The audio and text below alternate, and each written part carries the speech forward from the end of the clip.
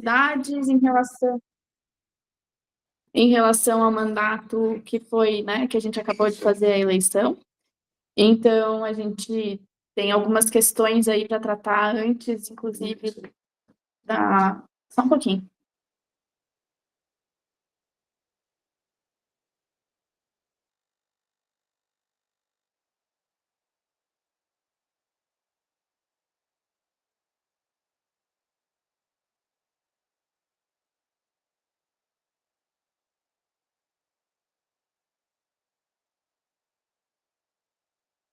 Sobre relato.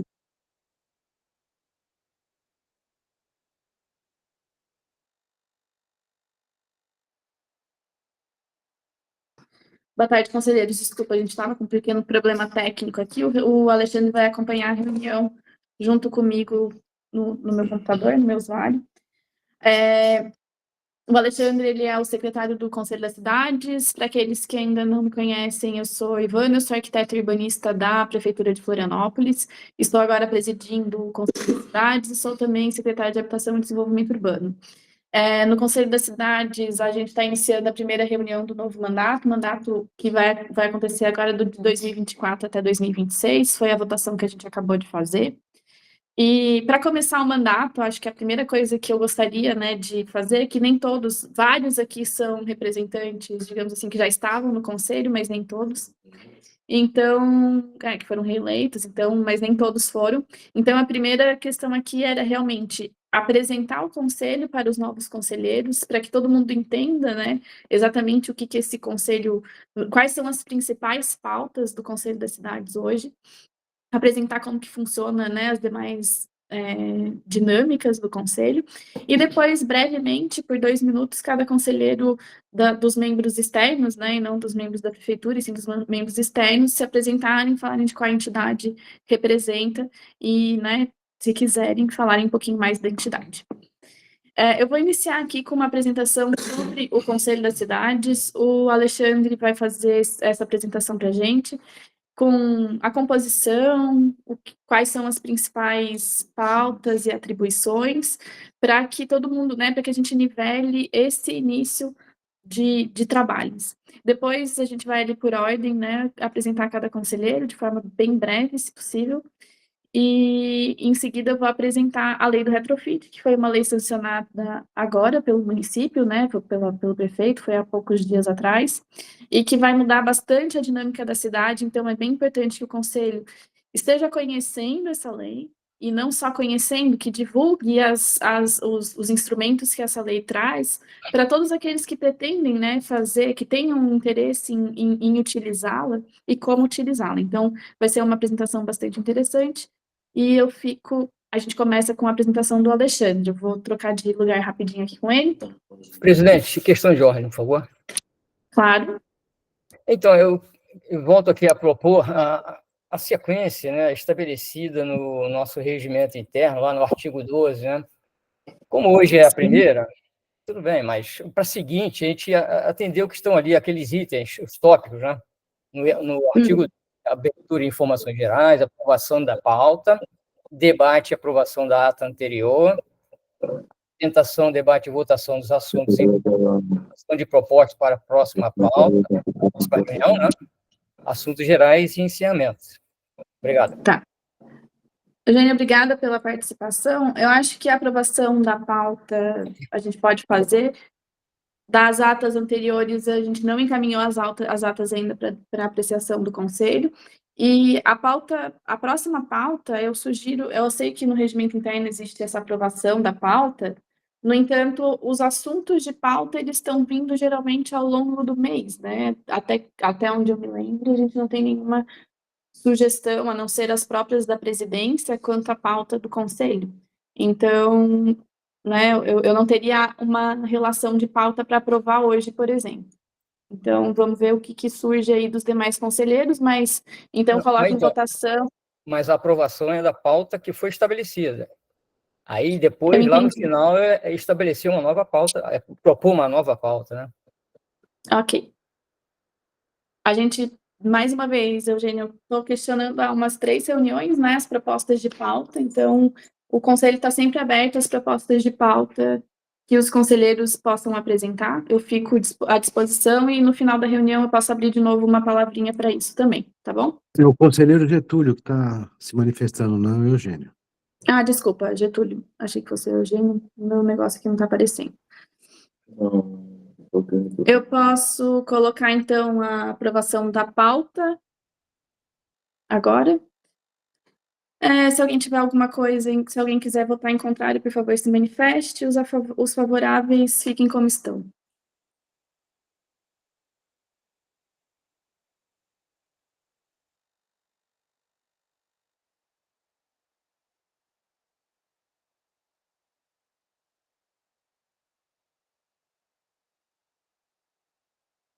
Fica aprovada, então, a pauta de hoje e vamos... Oi, Ivana, só uma consideração ali na fala do Getúlio, os conselheiros novos, pelo menos eu não tive acesso à ata da última reunião, gostaria de ter acesso a essa ata. Nós ainda não encaminhamos, a gente vai encaminhar em seguida, tá bom? Obrigada.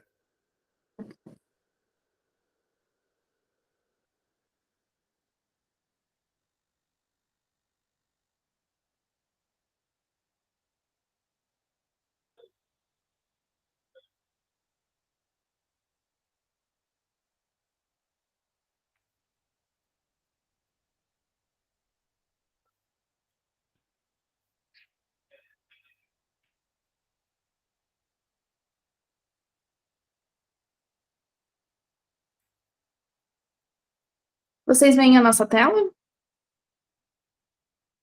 Sim.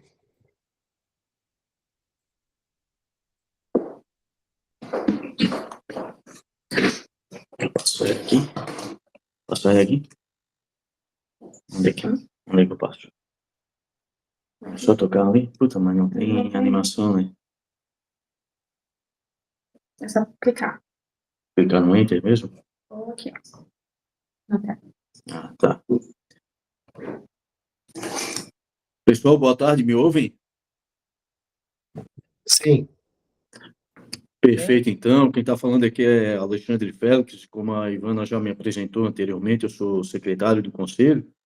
Inicialmente, a gente pede desculpas pela série de probleminhas que a gente teve aqui primeiro com o notebook, que estava sem áudio, depois com o celular que está dando interferência aqui no áudio. Eu não pude também ficar com o celular porque dá muita interferência aqui na sala.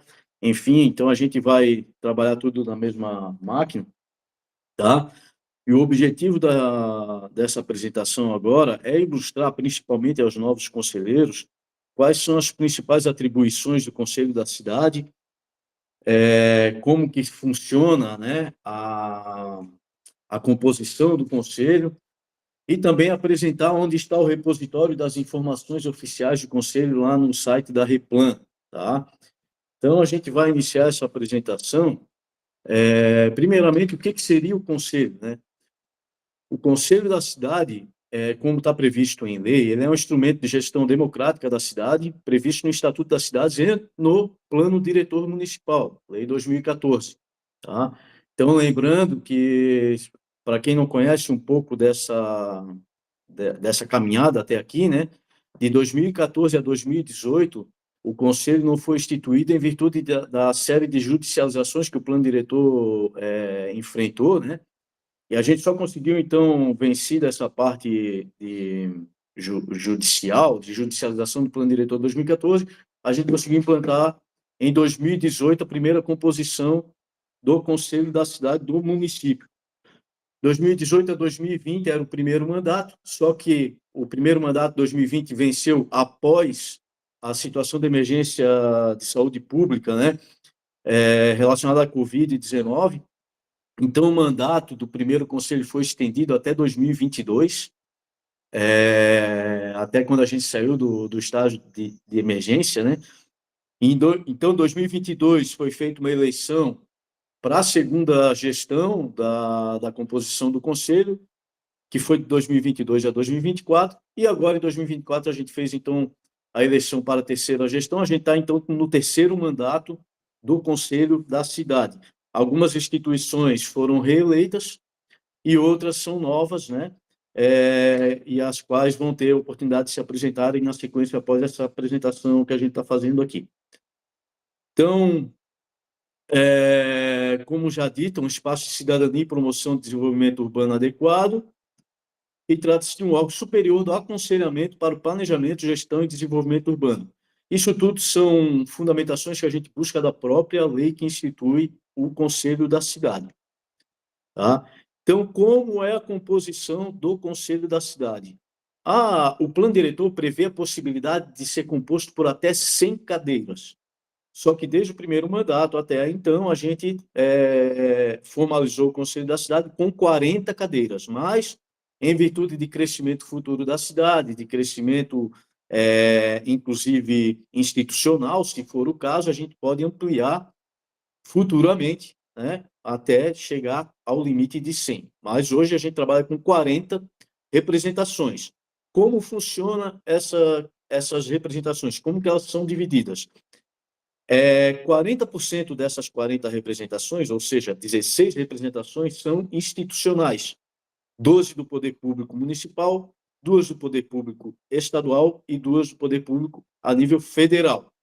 As outras 24 vagas, que representam 60% do total das cadeiras, né, são divididas em 2 grupos de 12 cadeiras cada um, sendo que cada grupo, então, corresponde a 30% da composição do Conselho. Essas 12 cadeiras são organizadas da seguinte maneira: dentro da sociedade, da representação da sociedade civil organizada por setores ou regiões do município, nós temos 3 da região central, 2 da região continental, 3 da região norte, 2 da região sul, e 2 da região leste da ilha, que compõem, então, as 12 cadeiras que são representativas da sociedade civil organizada. Do segundo grupo da sociedade civil, que é de abrangência difusa, nós também temos 12 cadeiras, organizadas em entidades empresariais, que seriam, e diversas, em afins, seriam 4 cadeiras, entidades sindicais, 1 cadeira, ONGs de representações gerais, mais 4 cadeiras, e uma 4ª representação, que agora me fugiu o nome, se algum conselheiro puder me ajudar, que conselhos. Conselhos. Isso, conselhos. Conselho. Perfeito. E as empresariais são 3 vagas, não são 4. Isso. Composta por aí mais 4 vagas, correto? Então, são 4, 3 e 1. Né? São 4 ramos na sociedade difusa, tá? E também compondo, então, 12 vagas. Essa representação, gente, está no estatuto e está na lei, tá? Então, a gente só está replicando elas aqui para que os conselheiros entendam a forma como eles se compõem atualmente o conselho. Então, 60% das representações são eleitas, 40% são indicadas pelo poder público a nível municipal, estadual e federal. Então, quais são as principais atribuições do conselho? Aqui eu trouxe todas as atribuições previstas na lei, tá?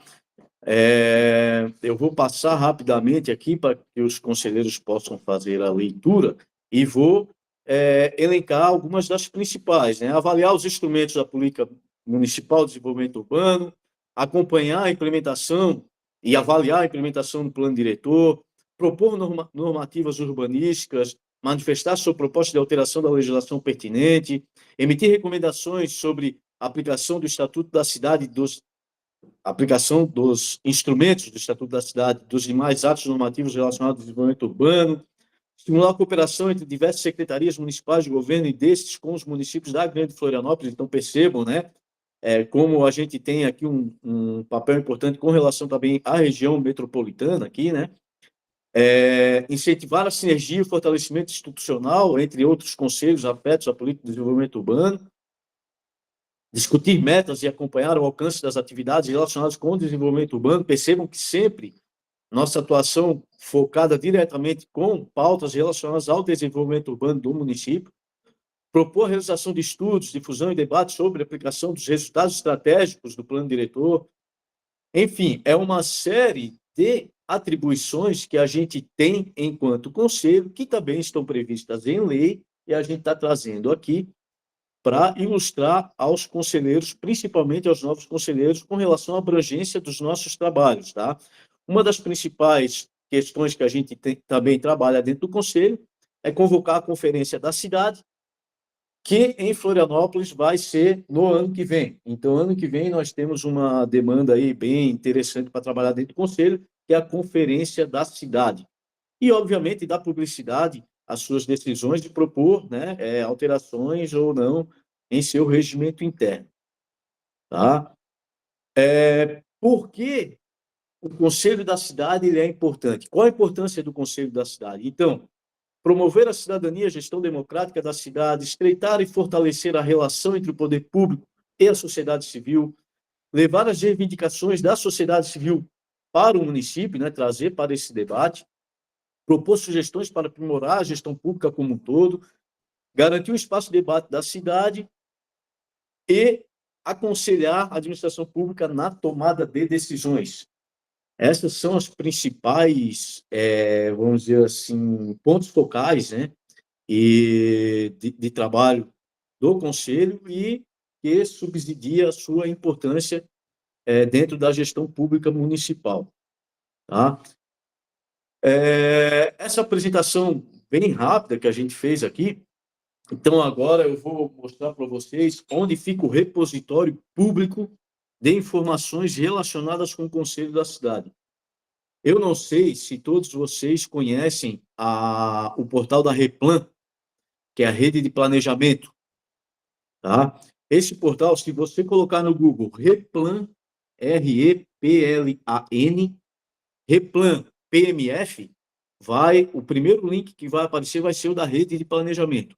Dentro deste link, que é um grande portal, tá? Vão ter aqui inúmeras informações relacionadas com a gestão pública como um todo. Vocês estão vendo ali que em cima tem vários botões, né? Rede de planejamento, espaços públicos, mobilidade, equipamentos comunitários, plano diretor, gestão territorial e participação e gestão. Tá? Eu recomendo que todos os conselheiros deem uma pesquisada nesse portal. Ele tem muita informação interessante de várias áreas, né, relacionadas com o desenvolvimento urbano. Mas o nosso ponto focal aqui apresentar para vocês é onde fica o portal de reposição das informações do Conselho da Cidade.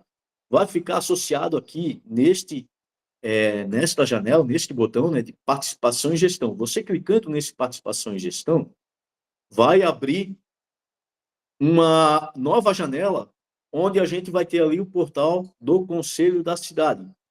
Então, eu vou mostrar aqui para vocês, tá, o portal do Conselho como um todo. Tá? Eu vou abrir na internet para mostrar para vocês que tipo de informação que a gente tem lá. Só um minuto.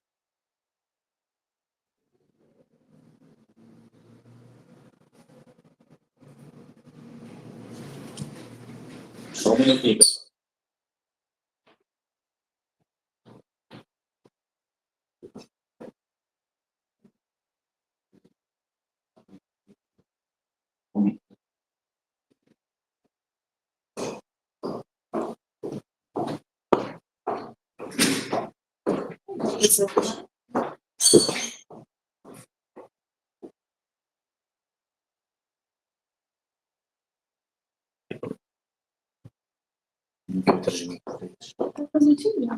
Vocês estão vendo aqui o portal da Replan?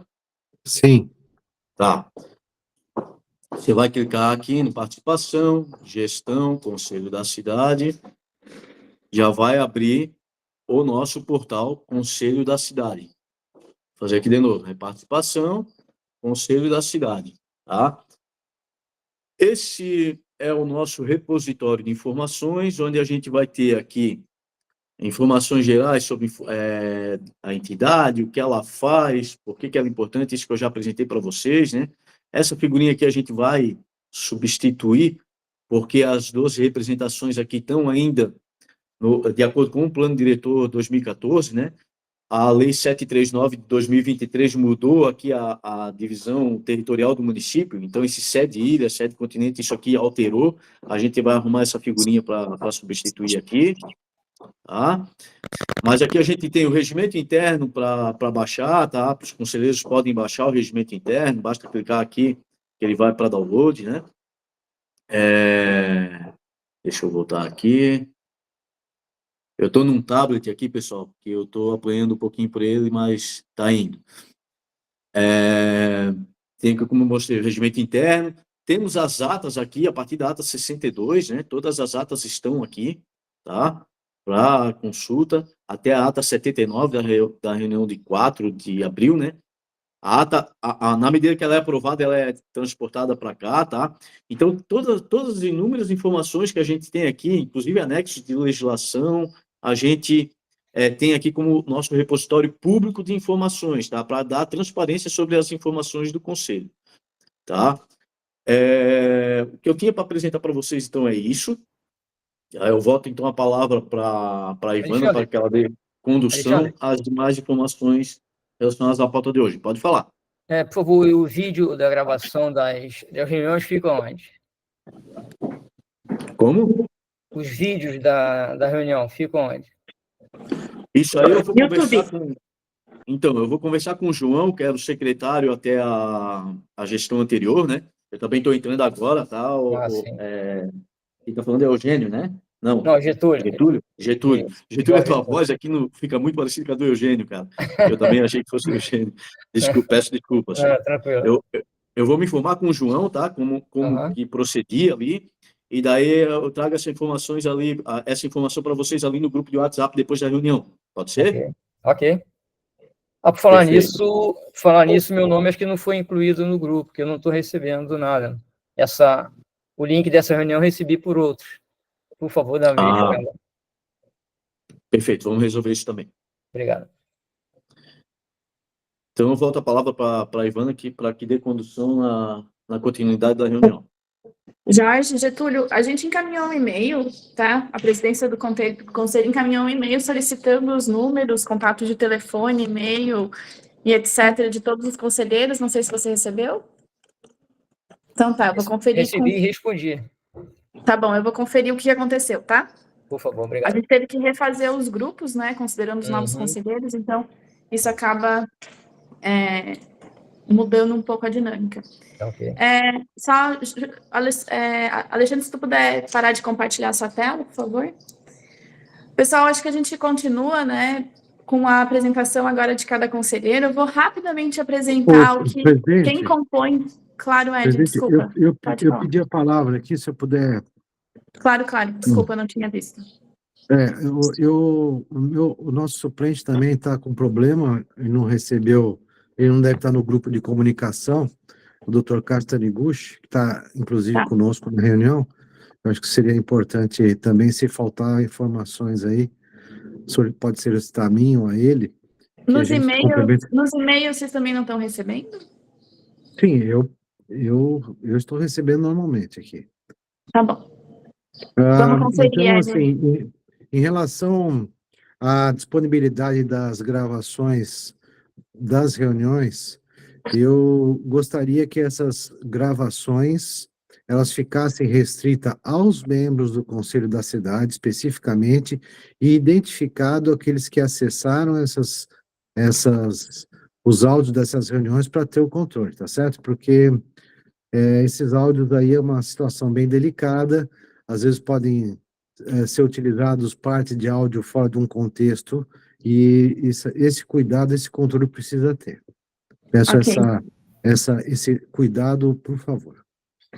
Obrigada, Elia. A gente vai conferir se isso é possível, né? Provavelmente sim. Eu vou analisar com o jurídico e a gente dá a resposta, tá? Ivana, gostaria de corroborar com essa fala do seu Hélio. É importante porque eu perguntei se essa reunião estava aberta a outras pessoas sem ser os conselheiros. Tu me disseste que não, mas me parece que existem outras pessoas que não são conselheiros participando da reunião. Então, era importante que a gente tivesse, não uma restrição, já que o conselho é público, obviamente, mas que a gente pudesse ter ou a abertura para todas as pessoas participarem, quem tivesse interesse, ou restrito aos conselheiros, para que a gente tivesse um controle das informações e para qual é a dimensão, a abrangência dessas informações, né? E de que forma se faz uso, bom ou não, do que a gente vai discutir aqui. Tá certo, Kelly. Eu não sei quem é de fora aqui, eu não estou identificando, mas depois a gente pode fazer isso. Kelly, o que é importante, né? O conselho, a princípio, ele está aberto para que todos entrem. Acho que a A gravação reunião é daí pública. realmente. Isso. Mas no começo a manifestação. Ivana disse que não era, só para deixar É, registrado, entendeu? Desculpa, não, mas ela é pública, tá? Talvez eu não tenha entendido a pergunta. E eu não sei, né? a Eu vou ter que ver manifestação, realmente. sim. É que A é restrita, manifestação é restrita aos obviamente. conselheiros. A questão de disponibilizar ou não, eu vou ver juridicamente como que funciona, tá? Agora, a abertura da reunião para todos aqueles que quiserem participar é obrigatória, a princípio. Quiserem visualizar, né? Para fazer manifestação tem que ser conselheiro. Jorge Getúlio? Aproveitando esse gancho aí do L e da Kelly, né, realmente tem que ter um controle, né? É público, mas aí eu sugeria que os conselheiros podem trazer convidados, né? Aí filtra, né? Porque na associação nós tivemos uma reunião pública, aberta para todo mundo, publicamos em geral, aí no final fomos hackeados, né? Então tem que ter cuidado com isso também. Tá bom, vamos verificar essa situação, tá, Jorge? Quer dizer, não é restringir, assim, ter uma certa confiança para quem está entrando, né? É o público, né? Mas tem que ter cuidado realmente, né? Essa Por publicidade isso, aí. a importância da gravação, né? De ter isso registrado, gravado, de alguma forma convalidar quem participou, de que forma e qual foi essa discussão, é importante. Presidente, só para corroborar e dar o melhor entendimento a todos, nós estamos falando duas situações. A primeira é a gravação integral das reuniões e o armazenamento e a disponibilidade. E o segundo ponto que o Getúlio comentou, que é extremamente preocupante, eu também participei de reuniões em que as reuniões foram hackeadas, quanto à aceitação das pessoas que queiram assistir a reunião, entrar na reunião online para assistir, porque aí nós tivemos problemas graves aí de hackeamento durante as reuniões. Então, é importante esse controle de acesso. Obrigado. Ok, eu vou verificar, tá, conselheiros, em relação a como fazer o controle. Pessoal, vou continuar aqui com a pauta. A ideia agora é fazer uma apresentação dos representantes, né, dos conselheiros de cada entidade. Eu vou brevemente informar aqui, apresentar quais são os representantes do Poder Público Municipal, e depois vou seguir, abrir por 1 minuto, por favor, para que cada conselheiro fale, é mais para não ficar muito maçante, tá? Bem rapidinho. Então, nós temos hoje como representantes municipais a Secretaria Municipal de Planejamento Urbano, com o seu secretário e seu adjunto, Michel Mitman e o Marcelo. A Secretaria Municipal de Habitação e Desenvolvimento Urbano, que eu sou a titular como secretária, e o Eduardo, como suplente, como adjunto, é o suplente. A Secretaria de Governo, que o titular também é o secretário André, e o suplente é o adjunto William. Secretaria Municipal da Casa Civil, que tem como titular o secretário Carlos Mamute, e como suplente a adjunta a Carol. Secretaria Municipal de Educação, o Eduardo é o secretário como titular, e a Alexandra Klassen é adjunta, suplente, desculpa. Como secretária municipal de saúde, a gente ainda está com a titular, ela é a Cristina, mas ela vai sair, ela vai ser substituída porque ela não está mais no quadro do colegiado, e vai ter como titular o Humberto, que é o atual secretário. A Secretaria Municipal do Continente vai acontecer a mesma coisa, uma substituição de representação, e vai ficar como titular a Janaína Bezerra Salum. A Secretaria Municipal de Transportes e Infraestrutura, o titular é o secretário Rafael Rani e a suplente é o adjunto Ricardo Junques. Secretaria Municipal de Segurança Pública, o titular é o secretário Coronel Araújo e suplente é o Coronel Márcio, que é o adjunto também da pasta. Secretaria Municipal de Meio Ambiente, o titular é o Eduardo Sardá, que é o secretário de Meio Ambiente, e o adjunto é a suplente Alessandra, que era presidente da Floran e que agora está como chefe de departamento da Diretoria de Licenciamento. Do gabinete do prefeito, a titular é a Luísa, que hoje é diretora de regularização fundiária, e o suplente é o Eduardo Paz, que é gerente de regularização. Como representante da Secretaria de Desenvolvimento Econômico, Ciências e Tecnologia, tem o titular, que é o secretário Juliano Pires, e suplente a adjunta Ana Paula Pacheco. Depois vem os representantes do governo do estado, que se tiverem presentes e quiserem se apresentar e falar um pouquinho mais sobre os institutos, a gente pode começar com o IMA. Oi, boa tarde. Eu sou o Eduardo, eu sou membro suplente, representando aqui o Estado. Nosso membro titular é o Cláudio Soares, ele é servidor público da Prefeitura, aposentado, e hoje ele ocupa o cargo de coordenador da Procuradoria Jurídica aqui em âmbito institucional. Obrigada, Eduardo, pela participação. Depois, a Secretaria do Estado de Planejamento.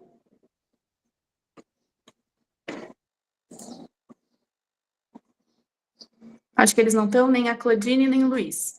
O próximo são os representantes dos órgãos federais. Então, a Secretaria de Patrimônio da União. Olá, boa tarde. Meu nome é Priscila, eu sou representante suplente da SPU. O representante titular é o Juliano Pinzetta, que é o nosso superintendente hoje. Infelizmente, tinha uma agenda simultânea. Obrigada, Priscila, pela participação. IBGE? Acho que não estão nenhum dos dois. E depois, então, são os representantes da sociedade civil organizada. A sociedade civil organizada por regiões. Vamos começar com a região central, com o Jardim, Hélio. Boa tarde a todos. Hélio Carvalho Filho, eu sou economista de formação e eu trabalho com movimentos comunitários desde a década de 80.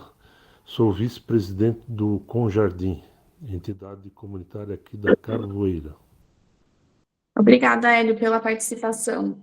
A Associação Comunitária do Centro Oriental de Florianópolis, a COF, titular é a Rod.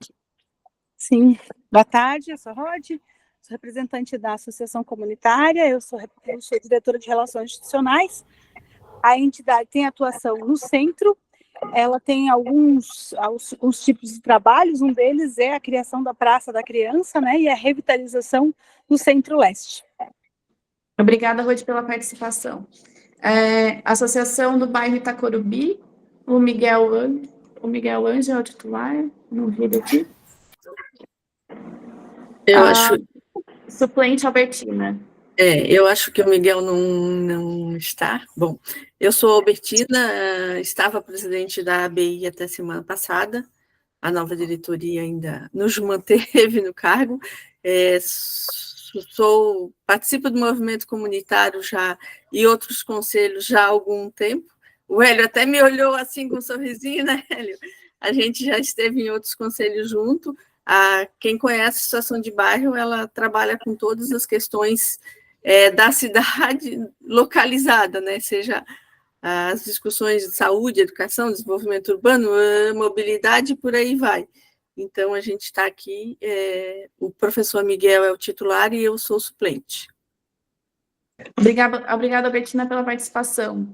Agora a Associação de Moradores de Coqueiros, para Coqueiros, o titular é o Jorge Getúlio.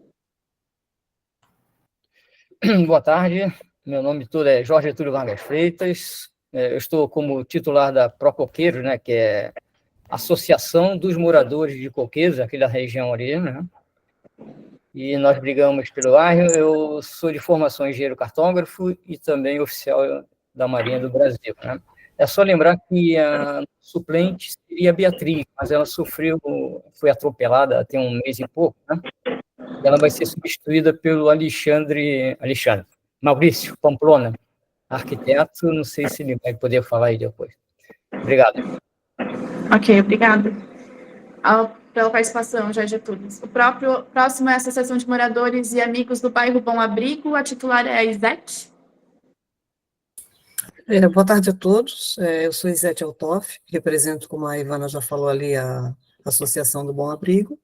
Eu sou conselheira titular e o suplente é o Henrique Eduardo Maltoni. Bom estar aqui com vocês, vamos tentar fazer um bom trabalho. Obrigada, Isete, pela participação. Agora a gente parte para a região norte, a Associação de Moradores de Jurerê. O titular é o Marlúcio, mas eu não achei ele aqui. O suplente Edmilson também não, a não ser que estejam e eu não esteja vendo. Acho que não. Então, agora os representantes do sul da ilha, Conselho Comunitário da Fazenda do Rio Tavares, Edson Rodrigues. Prazer, Edson Rodrigues da Silva, Conselho Tutelar.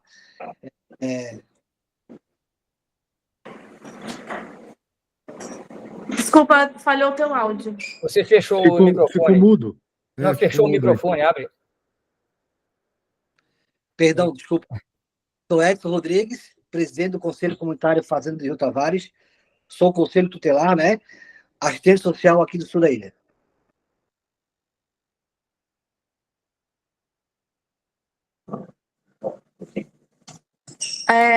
Sul da ilha. Agora, então, a Associação dos Moradores da Praia de Naufragados. A titular é a Marilda. Oi, boa tarde a todos. Eu sou a titular, o Eduardo é o suplente. Estou no 4º ano de mandato lá na associação. Temos mais 2 anos, quer dizer, esse ano mais o ano que vem de mandato lá na associação. E estamos bem felizes de estar participando do conselho. Ótimo, obrigada, Marilda, pela participação. O próximo é a Associação dos Moradores da Lagoa da Conceição. O titular é o Kleber. Eu não achei aqui, eu acho que está o suplente, Bruno. Olá, presidente, tudo bem? Boa tarde.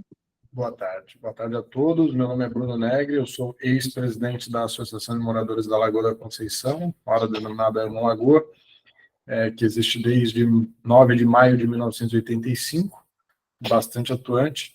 E eu mandei aí um ofício, presidente, pois o Kleber solicitou a troca para que eu seja membro titular e foi apresentado o Lucas Xavier, que é vice-presidente da associação, como membro suplente. Então, depois eu mando para a secretaria aí, para que a gente possa ocupar aí mais 2 anos aí de mandato junto a esses honrosos conselheiros. Obrigado. Obrigada, Bruno, pela participação. Agora, a Associação dos Moradores Vilagem 2 e 3, o titular é o Alexandre Azevedo. Ele não está aqui, né? O suplente, Júlia Apolinário. Também não. Depois vem para os representantes da sociedade civil organizada de abrangência difusa, Câmara de Dirigentes Lojistas de Florianópolis, CDL, que tem como titular o Hélio. Boa tarde, meu nome é Hélio Leite, nós temos 2 Hélios aí, temos o Hélio Carvalho, o Hélio Leite, eu sou o Hélio Leite.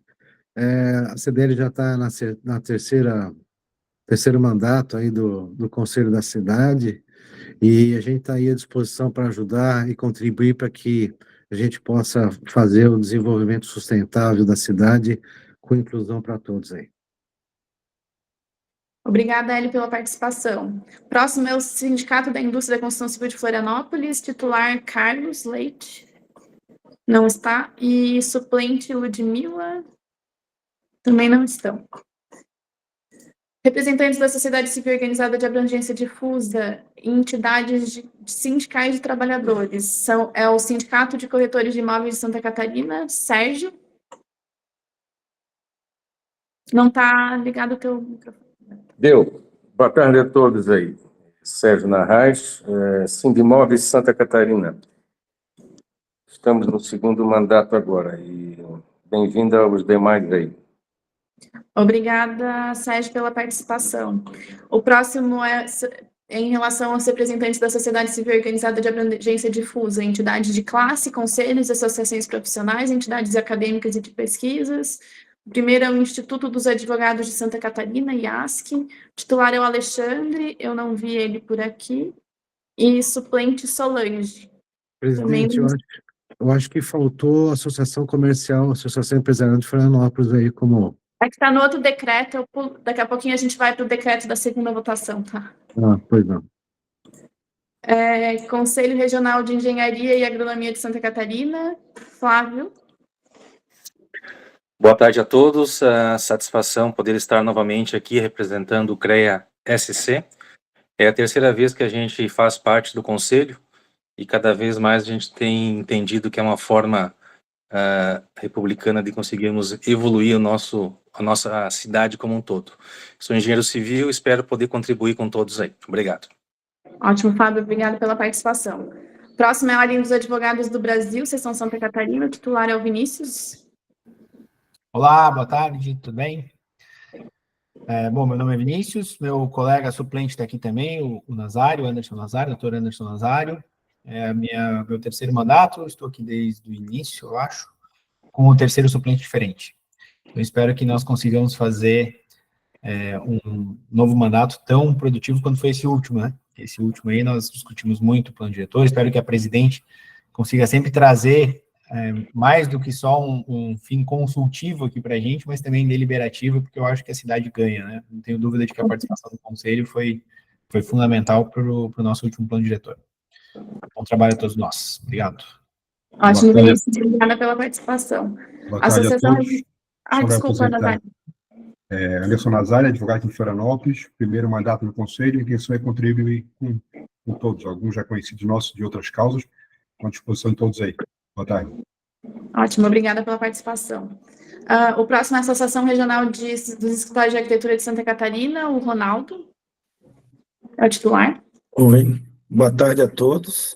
Meu nome é Ronaldo Martins, sou arquiteto, né, presidente da Associação Catarinense de Escritórios de Arquitetura.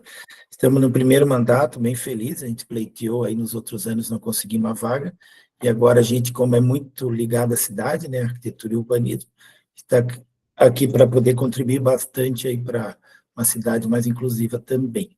E o meu suplente estava aqui, não sei se ele ainda está, o Ricardo Fonseca. Obrigado. Obrigada, Ronaldo. Ricardo, se quiser também se apresentar. Então, boa tarde. Faço parte, junto com o Ronaldo, aí, então, dessa grande novidade para nós e trazendo a contribuição como sendo a única entidade representativa dos arquitetos e urbanistas para integrar o Conselho. Queremos colaborar aí com a parte técnica, mas também com um olhar bastante humanista. Legal, obrigada, Ricardo. O próximo são os representantes da sociedade civil organizada de abrangência difusa, organizações não governamentais, fundações privadas e movimentos sociais. Primeiro é a Associação Sociocultural e Desportiva Triunfo, titular Gabriel. Ele estava, mas acho que ele saiu. Suplente Paulo Henrique. Também não está. O próximo é o Instituto Mangue Vivo, titular Adenir. Olá, pessoal, tudo bem? Meu nome é Adenir Lermioto, eu estou como representante do Instituto Mangue Vivo, sou advogado, pós-graduando em Direito Ambiental e Urbanístico. A pauta do Instituto Mangue Vivo é a preservação ambiental, especialmente dos manguezais. Então, estamos aqui para contribuir também para isso. Obrigado. O próximo é a Associação Social, Cultural e Artesanal dos Pescadores do Campeche, titular Claudinei. Não está. Suplente Eduardo. O Claudinei tá, Ivan, acho que é o presente. Eu acho que ele não saiu o áudio. Não? Tá. Claudinei?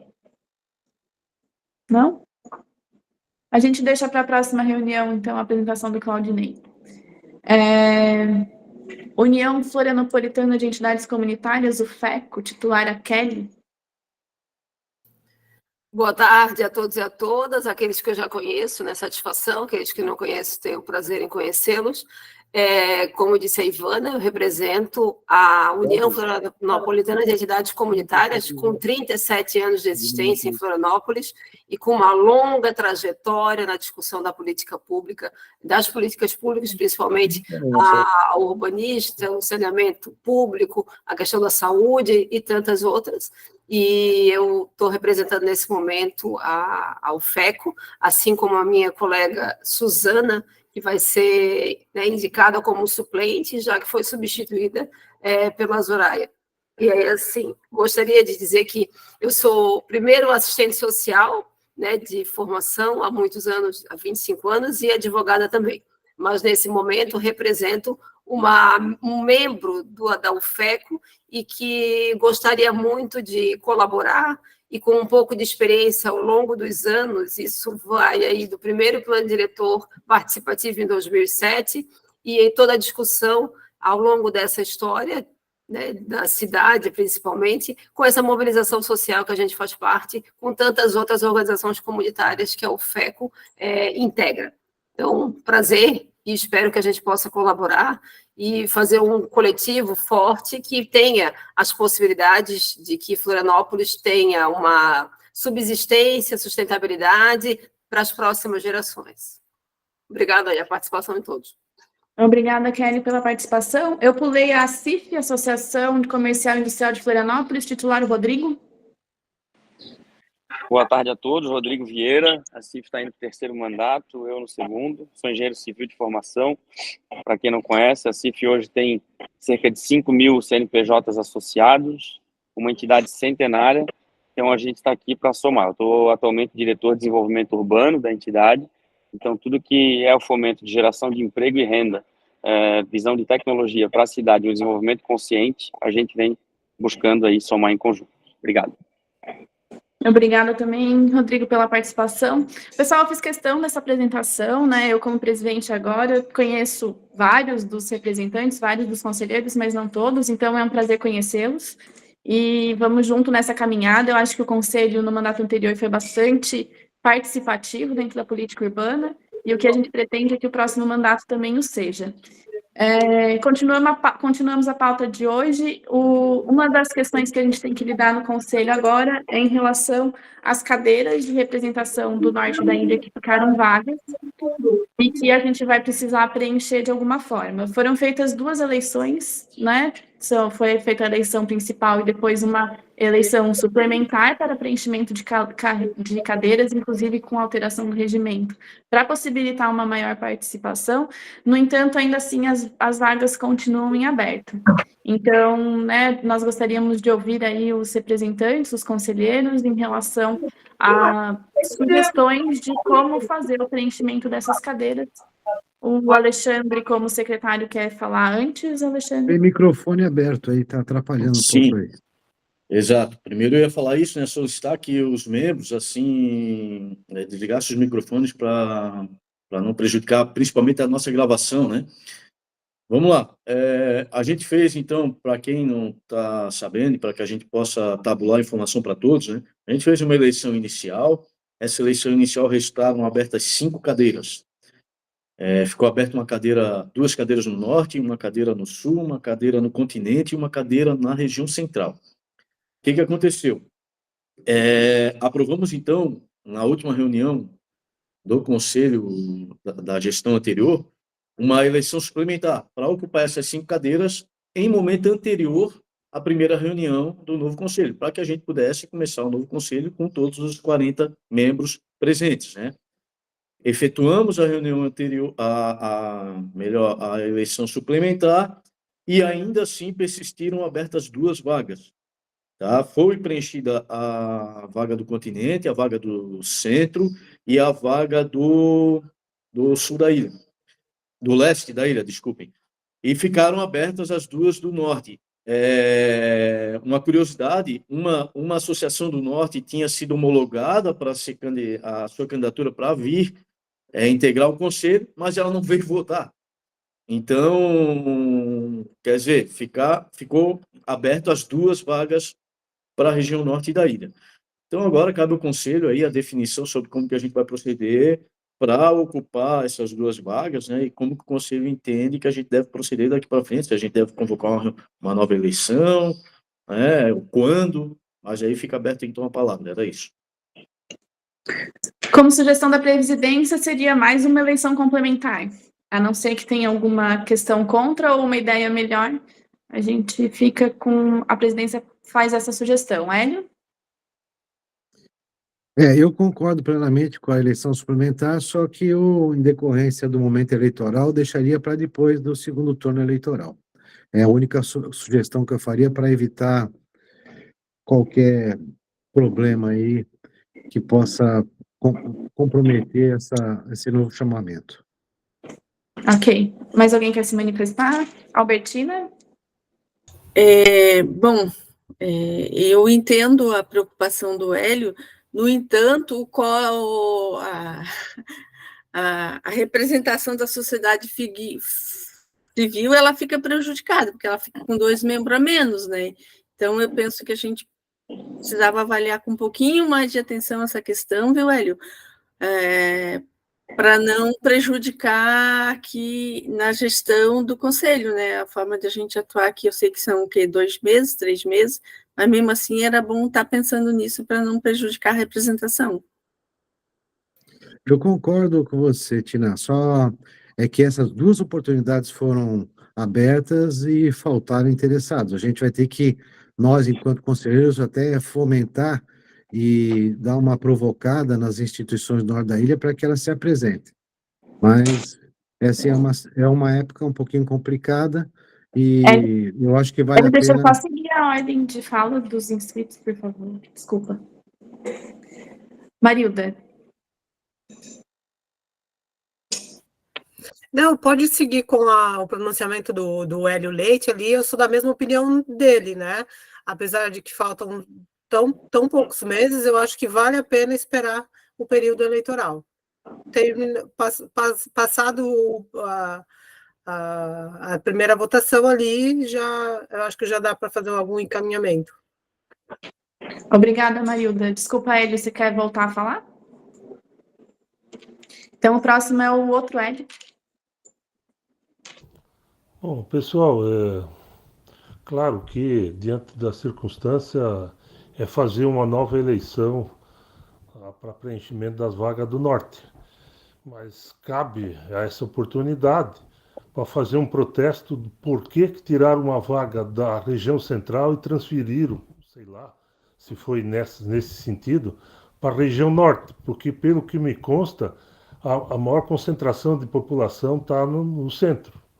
Então, cadê a nossa vaga? Por que foi tirada? Obrigado. Obrigada, Hélio. A próxima a falar é a Kelly. Nessa fala da Tina, em relação à necessidade de que o Conselho tenha sua constituição plena, né, e principalmente a sociedade civil se faça representar, também entendo a fala do Hélio da Silva, que tem esse período eleitoral, mas a forma de mobilizar para que tenha, de fato, êxito a eleição, a gente precisa pensar mesmo nesse período eleitoral. E, obviamente, nessa fala do Hélio Carvalho, a gente precisaria pensar, por que se deu uma prioridade mais vaga para o norte da ilha, em detrimento daquela região que tem mais concentração de pessoas? Então, acho que essa leitura é válida. De repente, antes da eleição, Hélio, fazer uma reflexão quanto a isso, né, numa reunião próxima, e aí a gente traçar estratégias para mobilizar as organizações comunitárias para que possam se fazer presente num processo eleitoral, que é extremamente fundamental para que não se tenha um número reduzido e essa disputa que não tenha plenitude na quantidade de pessoas que constituem o Conselho. É fundamental prever esse período eleitoral, mas, fundamentalmente, avançar para que a gente tenha os assentos necessários e as representações todas. Alexandre, tu quer falar alguma coisa?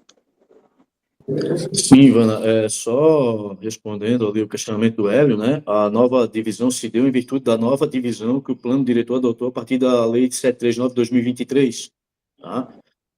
Foram criados novos distritos, né, o distrito sede anterior, ele foi desmembrado em vários distritos, né, então, houve um rearranjo territorial da divisão oficial do município e com base nesse rearranjo, e com base na população contida em cada uma das 5 regiões, então foi redefinido as cadeiras em virtude da concentração populacional em cada uma das regiões, né? Por isso, essa redivisão. E com relação, só para que os conselheiros entendam, o nosso processo eleitoral, a partir do momento que ele é startado, ele demora 1 mês, tá? Só para terem percepção do lapso temporal que a gente vai precisar adotar. Então, se a gente for fazer depois do segundo turno, a eleição vai se dar muito em cima do Natal, né? Então, a gente tem que só sopesar essas questões para tomar a decisão, tá? Obrigada, Alexandre. Hélio? É o Hélio Leite. Só para lembrar que essa nova divisão e essa proporcionalidade ela foi aprovada aqui nesse Conselho. Hélio Carvalho? Não? Então, né, ouvindo todo mundo, acho que o que eu teria para comentar é exatamente o que o Alexandre explicou quanto aos distritos e que realmente essa nova proporcionalidade, a nova distribuição foi aprovada pelo Conselho no mandato anterior, um pouco antes das eleições. Então, as propostas aqui, a proposta, na verdade, única é de fazer uma eleição suplementar, no entanto, fica como questão aqui pendente se antes ou após as eleições. Eu sugiro que a gente faça um estudo aqui para ver quais seriam as datas realmente de pós ou pré ou pós-eleição, e a gente faça uma votação em seguida de um pré-calendário definido. Poderíamos fazer dessa forma? Presidente, só questão de ordem, mas é avaliar que existe um cronograma, a cronologia necessária para que se avance num processo eleitoral para a composição das cadeiras. Então, além de pensar nessa forma, a gente precisa pensar no como vai fazer, de que forma vai mobilizar, e tem um período, né? Lançar o edital, tem toda uma parte burocrática que, com certeza, a tendência é que avance aí o período eleitoral, e a gente não pode deixar, como falou o Alexandre, mais para frente, aí vai pegar o Natal, férias, final do ano, início, recesso, e aí vai para mais tempo. Kelly, eu vou dar um spoiler aqui, então, que eu vou ter que chamar uma reunião suplementar por uma questão de plano diretor e de questões de regulamentação, muito provavelmente na semana que vem, onde eu traria também um cronograma com as duas opções, exatamente para a gente já ter, para a votação, as datas pré-estabelecidas, né? A gente já discutisse as datas, assim como foi na época do edital, né? A gente trouxe o edital já com as datas de divulgação, de eleição e etc., para que seja aprovada ou uma ou outra opção. Numa reunião extraordinária, aí seria o mais viável. Isso, tá bom? O próximo é o Bruno. Presidente, eu tenho uma sugestão alternativa aqui, porque, na verdade, é o seguinte, não se trata da gente fazer eleições, né? E sim de encontrar voluntários. Também. E eu me debruço um pouquinho sobre essa questão de que talvez o ideal não seja fazer uma eleição, até como a Kelly mencionou agora, que tem todo um rito burocrático e etc., mas talvez a gente tentar alcançar, ocupar essas vagas com uma espécie diferente de chamado, né? Então a gente pode deixar um chamado em aberto, ver se alguém se manifesta, porque senão a gente pode abrir e encerrar novamente o processo sem que tenha novamente inscritos suficientes para ocupar essa vaga. Então, estou pensando em adequar um pouquinho o nosso processo, com vistas a justamente, até como a Tina comentou mais cedo, né, que a gente tem aí a ocupação das vagas da representação da sociedade civil para equilibrar as vagas do poder público. Então, tentar ser um pouquinho mais flexível nesse processo, dado que 2 vezes ele já fez água, né? Então, não sei de que forma eu estou criando problema aí para o meu amigo Alexandre, mas cada um com seus problemas, né, Alexandre? Bruno, eu estou aqui com a assessora jurídica da secretaria, que está sempre me acompanhando nas reuniões, e eu olhei para ela para ver se seria possível, visto que o regimento não prevê esse tipo de alternativa, né? Então, a gente vai nós teríamos que dar uma estudada para realmente ter certeza de que esse processo seria válido, tá? Sim, Me parece algo bastante preocupante essa alternativa, visto que tem que ter legitimidade, ter representatividade e ter uma publicidade naquela possibilidade de participação. E aí a gente vai indicar, de que forma? Isso é extremamente questionável. Vamos indicar qual entidade?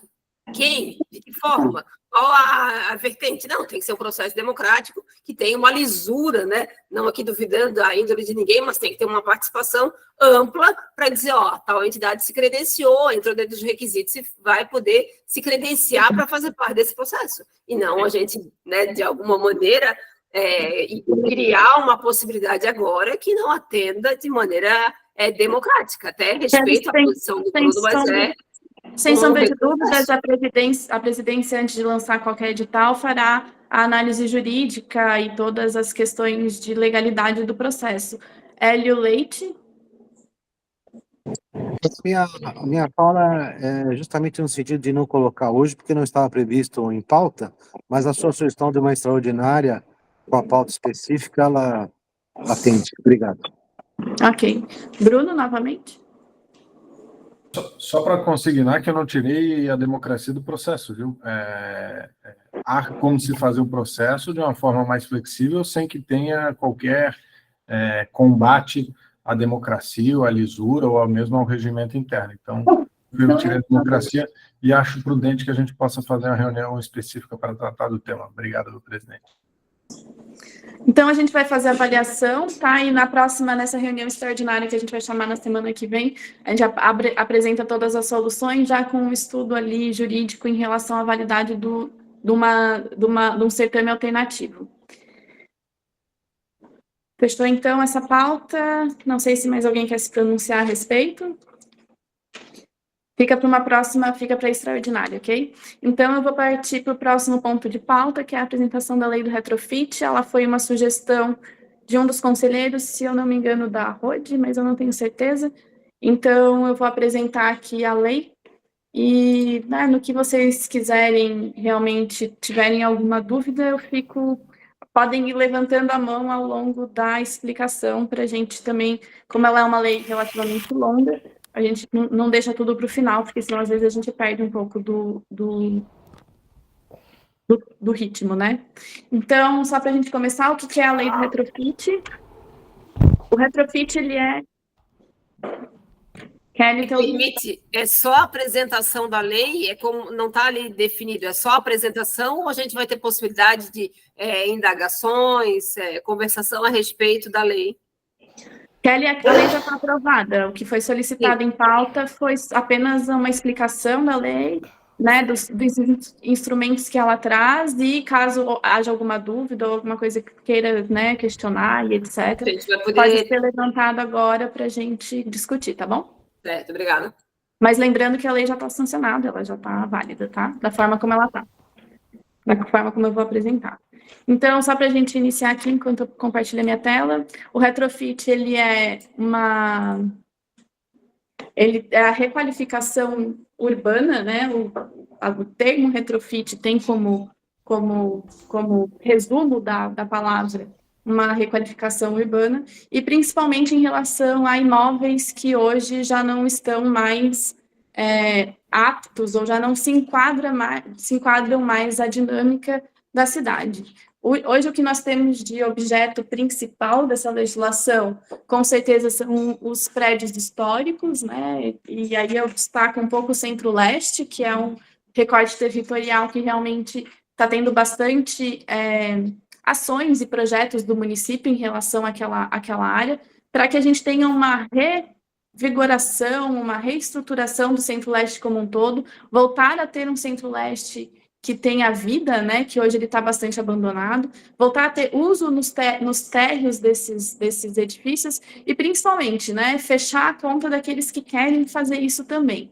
Então, a lei do retrofit, ela traz alguns instrumentos, traz, em consonância com o plano diretor, traz alguns incentivos também, e, principalmente, procedimentos rápidos e simplificados para a aprovação desse tipo de reforma, né? O retrofit nada mais é que a reforma da edificação, adequando ela a um novo uso, mas com a lei do retrofit possibilitando algumas concessões, principalmente para adequar a edificação à segurança, conforto, salubridade, acessibilidade, saneamento e sustentabilidade e eficiência energética.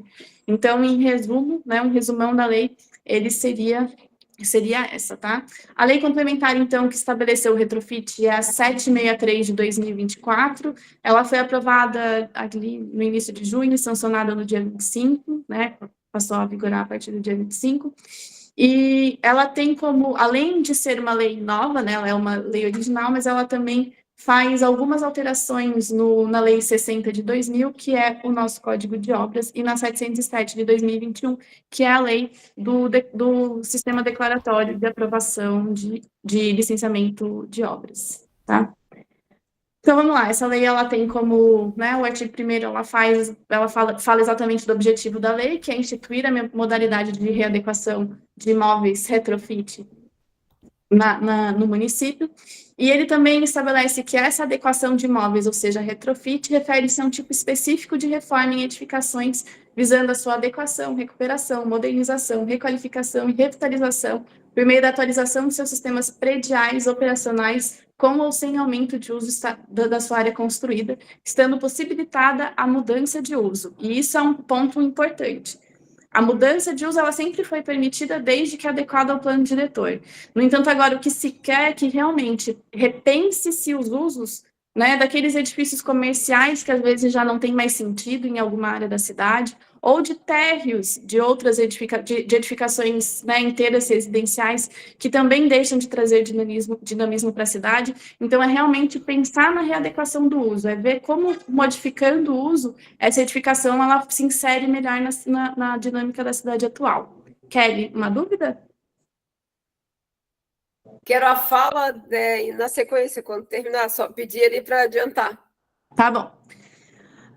Então, os objetivos da lei é contribuir para a redução da ociosidade de edificações existentes. Quem conhece o centro da cidade, principalmente, sabe que nós temos muitas edificações ociosas, e por isso, né, eu acho que o grande objeto dessa lei realmente são essas edificações e esse recorte territorial.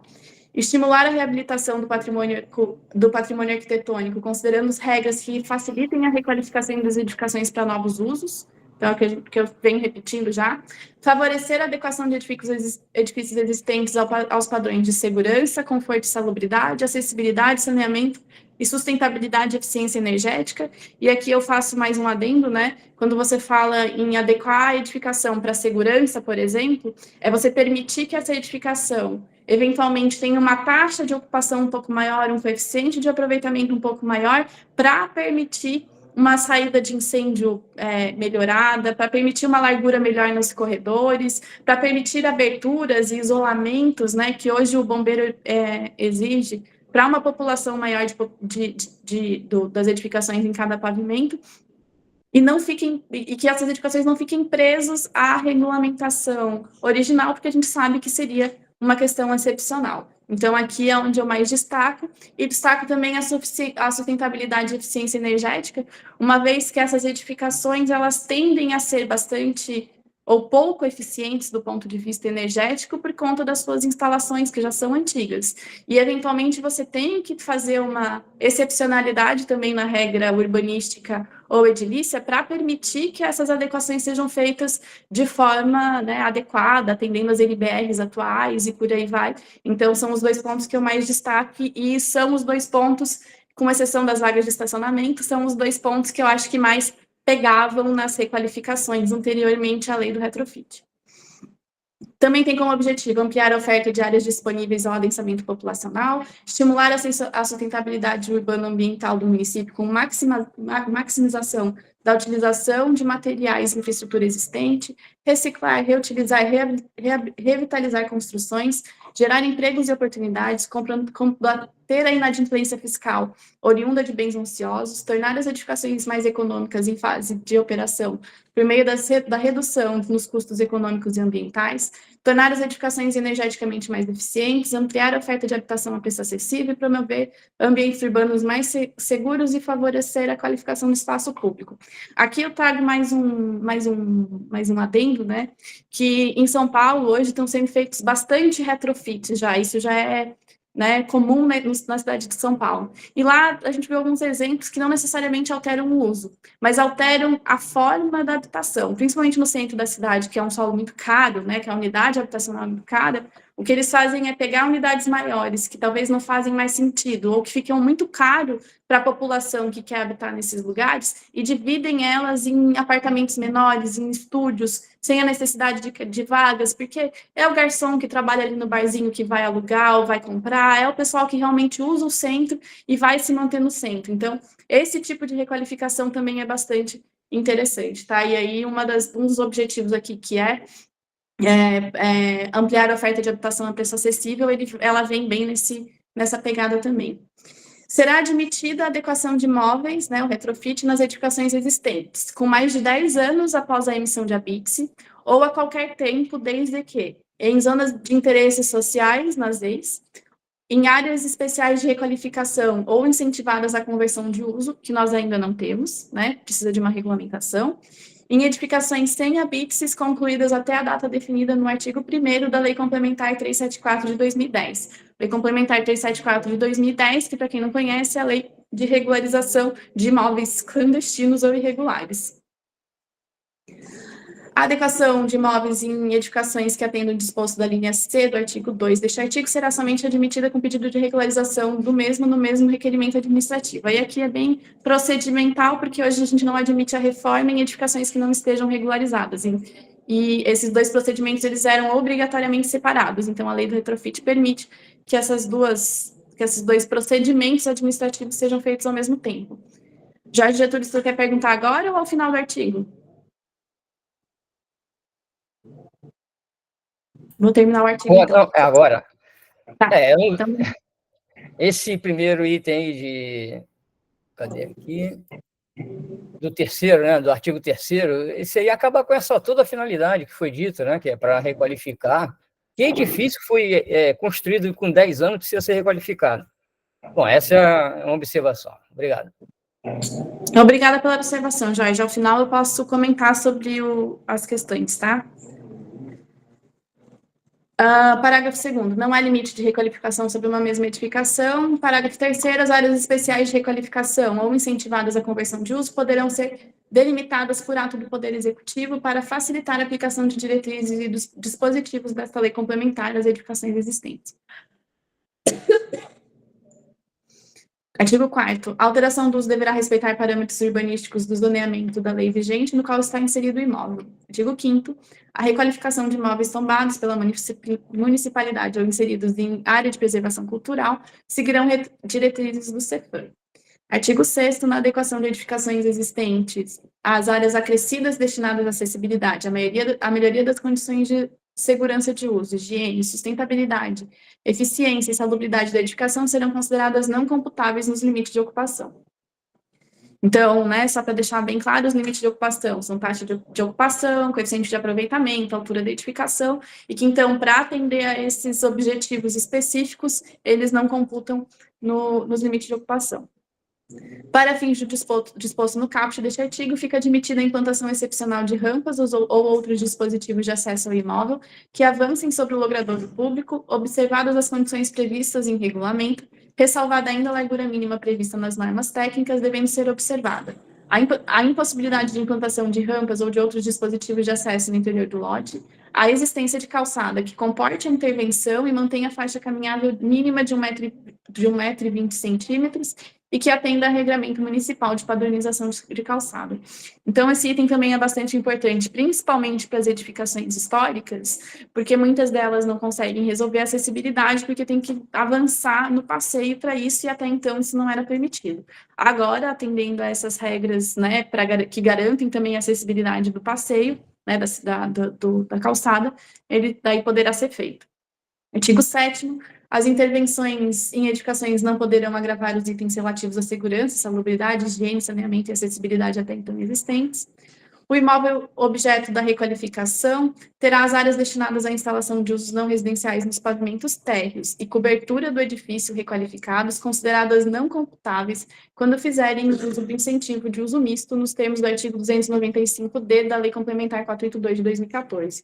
Então, quando tiver uso misto, não computa nem a área do térreo que foi utilizada para o uso comercial ou de serviços, nem o pavimento adicional que geralmente já se ganha com o próprio incentivo. Será autorizado a implantar de saliências, varandas, sacadas e terradas, observadas as normas edilícias, desde que garanta as condições de aeração, insolação e segurança dos usuários. Será dispensado da oferta de vagas para estacionamento de carros. Será dispensado da oferta de vagas para estacionamento de bicicleta, mediante análise específica. Será dispensado quando localizado em via pedonal ou impossível a instalação dos limites dos lotes das vagas de embarque e desembarque e de carga e descarga. Será autorizado a crescer pavimentos, derivado ou não da aplicação de incentivos, respeitando-se os limites estabelecidos pela legislação vigente, segundo o artigo 10º dessa lei complementar. Nos casos de adequação de imóveis, serão admitidas sacadas com apoio estrutural. Uma questão bem técnica, porque tem sacada e... não lembro. Tem duas questões ali, mas é bem técnico, tá? Depois eu posso explicar. As áreas destinadas a estacionamento podem sofrer processo de adequação de imóveis, modificando, inclusive, o seu uso. A adequação de imóveis observará a volumetria efetivamente edificada, mesmo que não conforme a legislação vigente, estando permitido. O aumento de área construída internamente, as fachadas, aumento de área construída internamente, as fachadas a requalificar, desde que mantendo a volumetria original. Ampliação da volumetria, incluindo acréscimos da área construída de acordo com a aplicação dos incentivos previstos no plano diretor. Ampliação da volumetria, incluindo acréscimos de área construída, desde que observados todos os parâmetros urbanísticos do zoneamento da legislação vigente, no qual está inserido o imóvel. Adequação e ampliação da volumetria, de acordo com diretrizes do Cefam, quando for o caso. A área crescida no inciso 2º, 2 e 3 deste artigo poderá ser tanto na taxa de ocupação como em pavimentos. O acréscimo por pavimento somente será permitido em edificações com no mínimo 4 pavimentos, excetuando quando atender ao disposto do inciso 4º deste artigo. Os acréscimos por meio de incentivos serão calculados a partir da taxa de ocupação da volumetria existente, quando esta for superior ao limite da legislação vigente. As áreas construídas conforme o inciso 1 deste artigo serão consideradas não computáveis para fins de coeficiente de aproveitamento. Quando houver acréscimo de pavimentos, as áreas construídas serão consideradas não computáveis para fins de coeficiente de aproveitamento, desde que promovam a implantação de elementos de sustentabilidade e eficiência energética definidos em diretrizes dos órgãos de planejamento. O pedido de requalificação efetuados no termo dessa lei complementar poderá prever a demolição parcial da edificação existente. No caso de reconstrução das áreas demolidas no termo do caput deste artigo, poderão ser alcançados os parâmetros originais da edificação ou os limites da legislação vigente, incluindo os demais incentivos. O Poder Executivo adotará as medidas necessárias para otimizar o processo de análise dos pedidos de requalificação, considerando-se para a definição do procedimento cabível a complexidade das intervenções. Os incentivos para adequação de imóveis e conversão de uso previstos na lei complementar são cumuláveis com outros incentivos previstos nos artigos 295-A e 295-S da Lei Complementar 482 de 2014. O artigo 6º da Lei Complementar 707 passa a vigorar acrescido do inciso 5 e do parágrafo 5º com a seguinte redação. Artigo 6º. Eu não vou lembrar o que é, mas eu posso verificar na legislação, adequação de imóveis, sem acréscimo... Ah, tá, é a lei do sistema declaratório, então fica incluído como possibilidade de licenciamento pela via declaratória a adequação de imóveis de retrofit com ou sem acréscimo de área. No caso de adequação de imóveis, as áreas construídas internamente às fachadas da edificação não são computáveis para verificação da elegibilidade a este artigo. A mesma 707 passa a vigorar dentro do artigo 7º, inseridas em área de preservação cultural no entorno do bem tombado nos termos da legislação vigente, salvo sob diretriz ou anuência do área. Esse aqui é quando pode ou não legalizar a edificação. O artigo 17 da Lei Complementar 60 de 2000, que é o Código de Obras, passa a vigorar com a seguinte redação: todas as obras de construção, reconstrução, ampliação, transladação, adequação de imóveis, retrofit, então inclui o retrofit no rol de procedimentos a serem licenciados e demolição de qualquer edificação ou alteração de uso, ainda as obras de movimentação de terra, como cortes, escavações e aterros, deverão ser precedidos de atos administrativos dos órgãos de licenciamento. Então, inclui o retrofit como uma das atividades licenciáveis.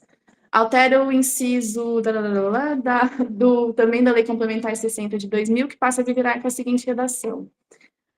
A sacada ou balcão, que era aquilo que eu tinha falado que era bastante técnico, é parte da edificação em balanço. Então, o Código de Obras permite a sacada em balanço, o retrofit está falando que ele pode ser apoiado. Admitido em caso determinado o uso de apoio estrutural em relação à parede externa do prédio, tendo pelo menos uma face aberta para o espaço livre exterior. Ainda, ele inclui a adequação de imóveis retrofit como tipo específico de reforma em edificações existentes, visando a sua adequação, recuperação, modernização, requalificação e a revitalização por meio da atualização de seus sistemas prediais e operacionais, com ou sem aumento da área construída, estando possibilitada a mudança de uso. Inclui o artigo 258-A na Lei Complementar 60 de 2000, que é o Código de Obras. Nenhum direito do administrado será impedido pela ausência de norma complementar, tais como decreto, portaria, resolução, instrução normativa, termos de referência, devendo o município, por meio do órgão competente, decidir conforme as regras existentes para fim de preencher lacuna normativa, considerando inclusive a proposição e o estudo apresentado pelo administrado, quando for o caso. Inclui o artigo 6º-A na Lei Complementar 374 de 2010, com a seguinte redação. 374, Lei de Legalização e de Obras Clandestinas Irregulares. Artigo 6º, é admitido o pedido de adequação de imóveis cumulado com o pedido de regularização. E esta é a lei, eu tentei comentar ali no que foi comentado, mas abro agora a palavra, eu acho que a Kelly era a primeira inscrita. Vamos lá. Primeiro, a Ivana iniciou dizendo que já é uma lei, obviamente, a gente sabe, né, que a lei ela foi publicada e a gente precisaria só fazer algumas ponderações, que não para a aprovação da lei, porque ela já foi aprovada, né, o caminho seria outro, porém fazer algumas manifestações que me parece que é obrigação desse conselho, é fazer alguma leitura, porque da sua fundamentação, a sua existência, é tratar sobre a política do desenvolvimento urbano da cidade. Então, vamos lá. Primeiro, a lei ela fica bastante evidenciada, que é uma tentativa óbvia de fazer alteração por meio de lei complementar do plano diretor e também do Código de Obras. E aí a gente vai numa discussão jurídica que certamente vai entrar dentro de uma ação direta de inconstitucionalidade e o caminho vai ser judicializado. Obviamente, cada qual com as suas intenções, e a gente percebe que o objetivo que foi falado e a justificativa inicial era de revitalização do centro-leste, por óbvio, né, porque ficou desocupado, tem uma série de questões, e a lei ela foi ampliada para a cidade inteira, com talvez nenhuma justificativa para tal. Visto que os imóveis, a lei ela fala de imóveis de 10 anos, e toda a constituição de acessibilidade, a regulamentação das NBRs e tal, elas já estão previstas há mais de 10 anos. Então, esses prédios novos deveriam estar todos adequados e com garantia, né, de que todo mundo tivesse acesso, o desenho universal fosse respeitado e tantas outras questões. E aí a gente avalia qual é a justificativa e como esse conselho tem documental e de forma oficializada instrumentos que justifiquem que essa lei vai trazer um benefício para o município, qual é a quantidade, qual é a relevância financeira de fazer essa mudança, de quantos são os imóveis que necessitam dessa mudança para efetivamente terem uma revitalização e de qual forma esse retorno para o município vai acontecer, né, do ponto de vista do IPTU, porque se a gente vai mudar e requalificar, vai valorizar os imóveis e vai mudar todo o potencial de ocupação desses imóveis, é claro que vai mudar o IPTU para benefício do município. Mas ali, quando traz incentivos a serem feitos nesses imóveis, e certamente esses incentivos eles vão retornar para os proprietários, a gente tem que imaginar que o Centro-Leste tem um valor de mercado do metro quadrado bem diferenciado em relação ao Jurerê, às praias, à beira-mar e tantas outras regiões da cidade que têm um maior valor. E aí, de que forma se levou em consideração esse tipo de avaliação? E de que forma o Conselho, hoje, tem instrumentos que convalidem ou que digam que a prefeitura, o município, vai ter um retorno financeiro, esse ou aquele, em relação ao cumprimento da lei. E aí, sim. Obrigada, Kelly, pela manifestação. Não, eu não acabei. Ok, pode retomar. Kelly, eu só peço para a gente não se alongar demais em cada manifestação. Sim, e aí, para finalizar, entre tantas outras justificativas que a gente teria aqui, é imaginar que essa lei foi aprovada, travestindo aí a mudança do plano diretor, sem as audiências públicas que deveriam e que a lei prevê. Então, é outra consideração que a gente tem que pensar. E, com certeza, a participação da sociedade, da população, ela deve levar em consideração todo esse aspecto de mudança no conceito do que é uma revitalização, uma requalificação, o aumento da população nesse centro, quais as condições que esse centro da cidade, exemplo, né, porque a lei é extensiva para toda a cidade, como que isso vai ser previsto na rede de transporte, na rede municipal de saúde e todo o aparato público de política pública que tem que atender essa população. E qual que seria a projeção econômica pelo valor dos imóveis nessa cidade, nesse centro? Porque o que a gente imaginava era de que a valorização do Centro-Leste era para atender 80 imóveis, e agora a projeção é para 30 mil. Então, certamente, a gente precisa, enquanto conselho, ter a documentação, a justificativa técnica que levou à aprovação dessa lei. Não pela aprovação da lei, obviamente, porque ela já aconteceu, mas para a devida regulamentação e para como o município vai tratar daqui para frente. E o Conselho precisa ter esse cenário bem conhecido para que a gente saiba onde que a gente está tratando e de que forma essa fiscalização e esse controle do Conselho vai acontecer em relação a essa lei. Obrigada. Obrigada, Kelly, pela manifestação. Cássio? Oi, boa tarde a todos. Olha, essa lei de retrofit, ela tem tudo a ver, principalmente com a preservação da memória histórica do centro de Florianópolis. Essas considerações feitas, eu acho que engessam bastante a lei. Ela já é cumprida demais, para o meu gosto. Não é? Qual é o objetivo principal? É criar condições para que as pessoas voltem ao centro, voltem a morar no centro. Não é? Essa é a maior revitalização que tem. E eu acredito também que deveriam, sim, ser instituído algum tipo de incentivo, porque não é justo dizer, não, os imóveis no centro retrofitados vão valorizar, aí você está expulsando as pessoas que precisam estar morando mais próximas ao centro, que é a área mais bem equipada.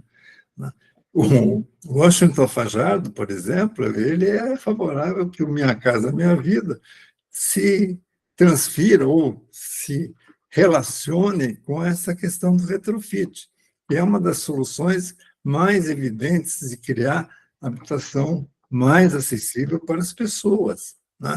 E não precisam ser imóveis grandes, não. E outra coisa também importante, que é um incentivo interessante, é a transferência dos direitos de construir.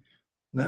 Na área central existem vários coeficientes, e esses coeficientes poderiam ser transferidos de tal maneira que a pessoa, transferindo esses direitos de construir para outros locais, poderiam utilizar esse recurso para a revitalização e restauro, principalmente, das unidades históricas que estão no centro. Esse é o objetivo principal da lei. Né? Não é simplesmente fazer um jogo urbanístico para alguém ganhar dinheiro. Pelo contrário, eu acho que, hoje em dia, as áreas centrais estão sendo deterioradas, estão sendo ocupadas, inclusive, de uma maneira absolutamente inapropriada, e o objetivo principal é termos realmente uma condição muito boa para que as pessoas de menor renda possam ocupar o garçom que vai trabalhar à noite, sei lá, uma coisa assim desse tipo. E, ao mesmo tempo, revitalizar a área central que está cada vez mais deteriorada. Esse é o objetivo principal dessa lei. Então, eu acredito que poderiam até ser instituídos, agora a lei já está aprovada, mas, de qualquer maneira, ser instituído algum tipo de incentivo fiscal, sim. Não acredito que, levando IPTU, você vai conseguir ocupar o centro, né, da cidade, de uma maneira geral, não só Florianópolis, mas várias outras cidades. Você tem São José aqui do lado também, que tem um centro histórico muito bonito, e várias outras cidades da própria região metropolitana. Mas isso é lei de outros municípios, não tem nada a ver com Florianópolis. Então, eu acredito que a lei é muito boa, pode ser melhorada, claro, como toda e qualquer lei, e vamos parar de judicializar essas coisas. Pelo amor de Deus, gente, não acontece nada em Florianópolis porque tudo é judicializado. Né? Então, é muita discussão e pouca ação. Tenho dito. Obrigada, Cássio, pela contribuição. Kelly, se fosse possível, a gente primeiro ouvir o Ronaldo para dar uma, né, depois a gente inverte para você falar de novo ao final das demais manifestações, pode ser? Eu só queria complementar que a lei ela não está prevista para reutilização, revitalização das áreas empobrecidas, por exemplo, do maciço do Morro da Cruz, do maciço da Costeira. Então, ela não, obviamente, que não prevê um benefício para a população de modo geral, porque, obviamente, área de preservação permanente, áreas não edificáveis dentro de um parque, e aí vai o porquê que a diferença de uma área e outra em relação à fala do professor Cássio. E, com certeza, judicializar não é a única alternativa, mas, com certeza, ela segue uma necessidade pela forma como as coisas acontecem. Ok. Ronaldo, por favor.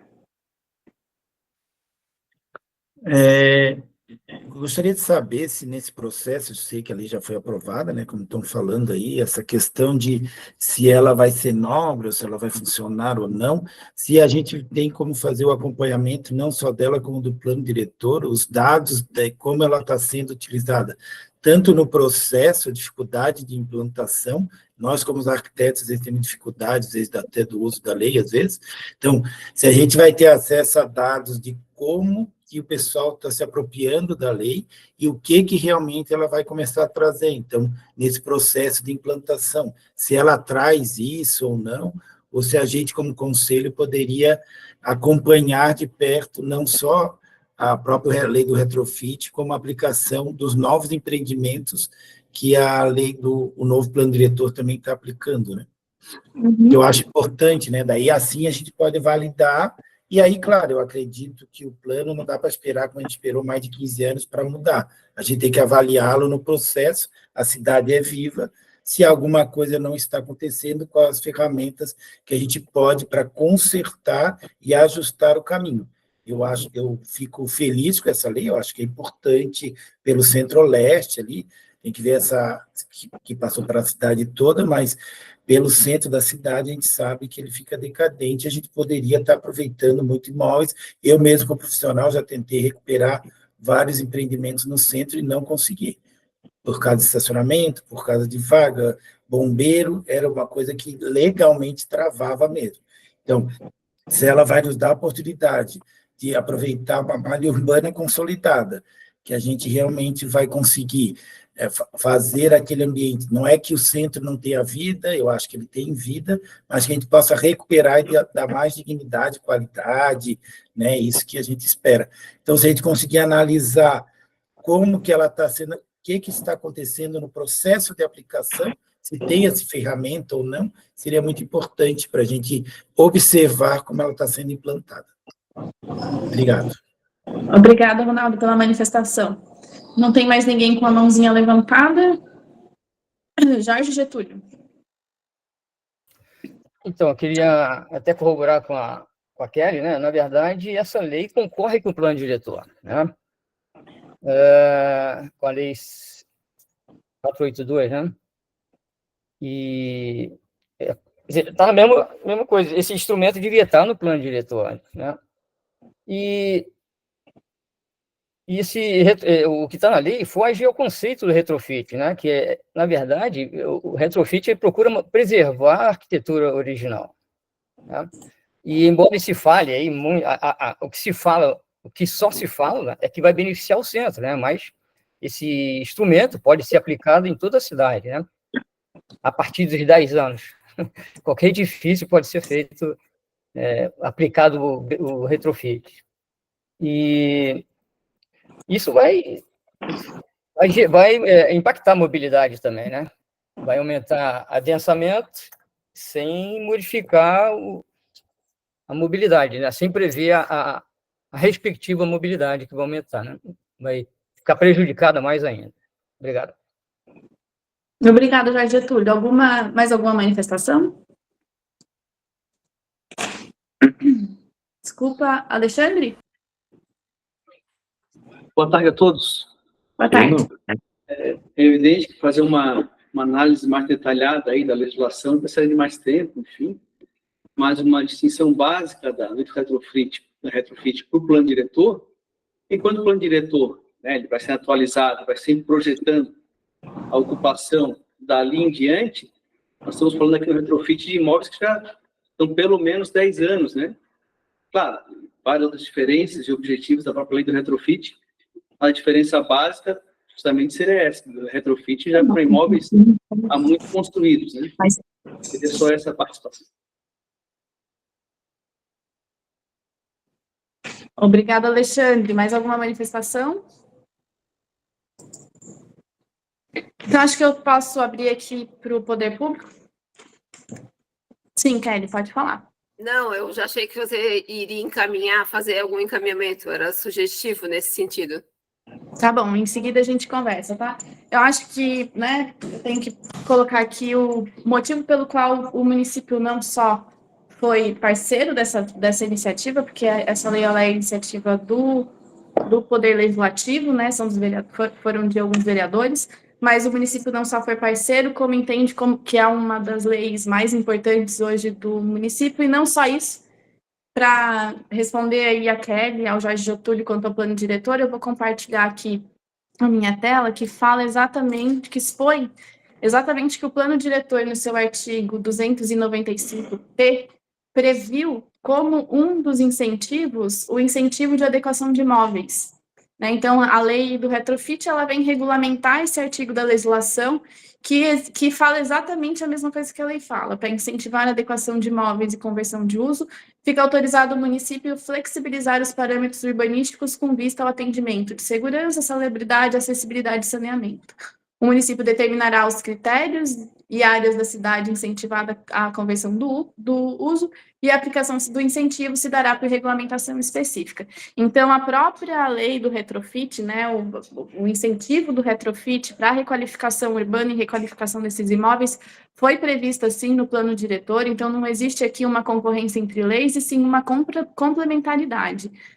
A lei, o plano diretor, ele já previu que sim, essas questões poderiam ser flexibilizadas por lei específica. Então, só para trazer essa complementação que eu acho que é importante, né, principalmente vendo o que foi apresentado aí pelos conselheiros.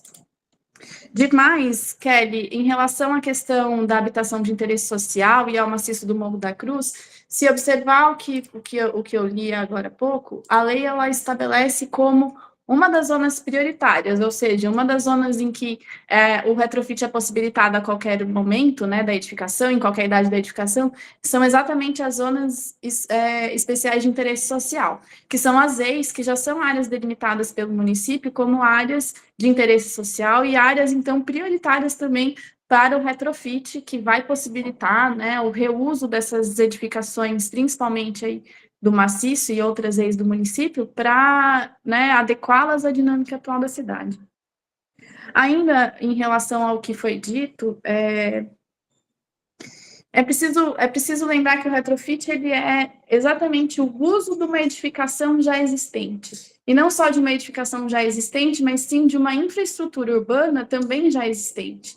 Um dos recortes territoriais mais bem servidos por infraestrutura urbana, seja ela aquela infraestrutura escondida, né?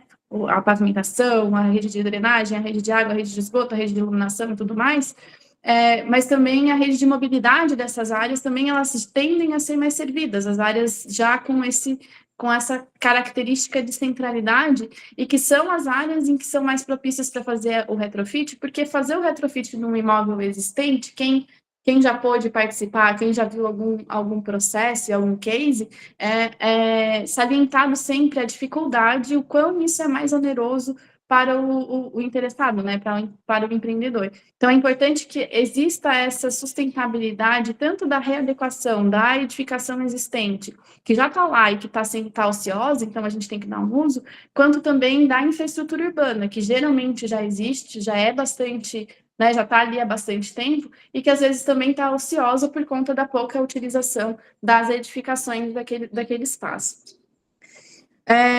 Acho que aqui também tem uma questão de habitação de interesse social que o Cássio levantou, e que hoje o município tem bastante preocupação em levantar os imóveis que são do poder público, seja estadual, federal ou até municipal. O município não tem, mas estadual e federal principalmente, para que a gente use essas edificações, sim, fazendo retrofit para habitação de interesse social e implantando esse tipo de habitação no centro da cidade. Existe hoje um caminho específico dentro do governo federal para esse tipo de requalificação dentro do Minha Casa Minha Vida, que com certeza o município já está preparado e vai apresentar, né, projetos na próxima portaria aí, que é do Minha Casa da Minha Vida, para a gente tentar ser contemplado também com habitação de interesse social no centro da cidade.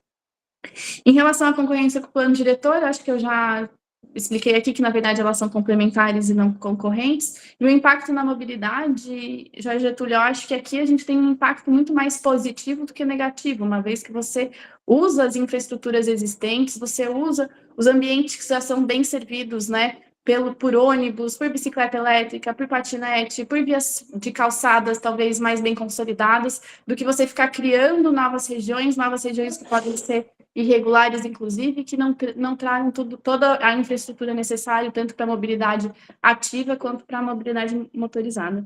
Por fim, eu acho que é importante salientar que o objeto principal dessa lei, com certeza, é o centro da cidade, e mais